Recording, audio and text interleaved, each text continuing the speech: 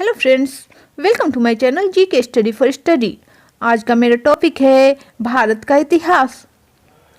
आखिर भारत के इतिहास की शुरुआत कैसे हुई और पहला आधुनिक मानव कौन था जिसके क्रमिक विकास से भारत के इतिहास की शुरुआत हुई। तो चलिए और जानते हैं भारत का इतिहास। लेकिन उससे पहले अगर आपने अभी तक मेरे चैनल को सब्सक्राइब नहीं किया है तो कर लीजिए और बेल आइकन को जरूर से जरूर प्रेस कीजिएगा ऐसे ही लेटेस्ट वीडियो को देखने के लिए। तो चलिए और जानते हैं भारत का इतिहास। कहा जाए तो भारत का इतिहास कई हजार वर्ष पुराना है जिसकी गणना करना संभव नहीं है। भारत का इतिहास इतना विस्तृत है कि हजारों साल पहले की घटना को हम ठीक ठीक जान नहीं पाते हैं।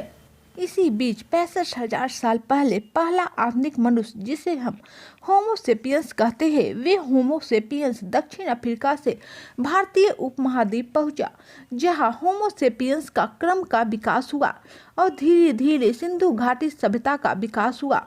या कह ले भारत का इतिहास सिंधु घाटी की सभ्यता के जन्म के साथ आरंभ हुआ और ज़्यादा विस्तृत जाकर देखें तो इसकी शुरुआत हड़प्पा सभ्यता के समय से मानी जाती है।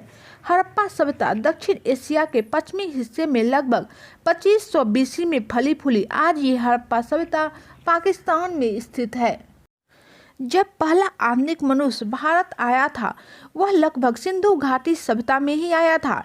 वही उसका क्रमिक विकास हुआ और वह मनुष्य के रूप में विकसित हुआ। सिंधु घाटी सभ्यता पढ़ने पर हम यही पाते हैं कि सिंधु घाटी सभ्यता एक विकसित सभ्यता थी, क्योंकि सिंधु घाटी सभ्यता जिसे हम हड़प्पा सभ्यता भी कहते हैं वह बहुत तेजी से विकसित हो रहा था और वह जल्द ही हर चीज में विकास करना चाहता था।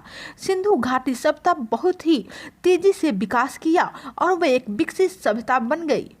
अगर आपको ये वीडियो अच्छा लगे तो प्लीज़ लाइक कीजिए, सब्सक्राइब कीजिए और शेयर कीजिए।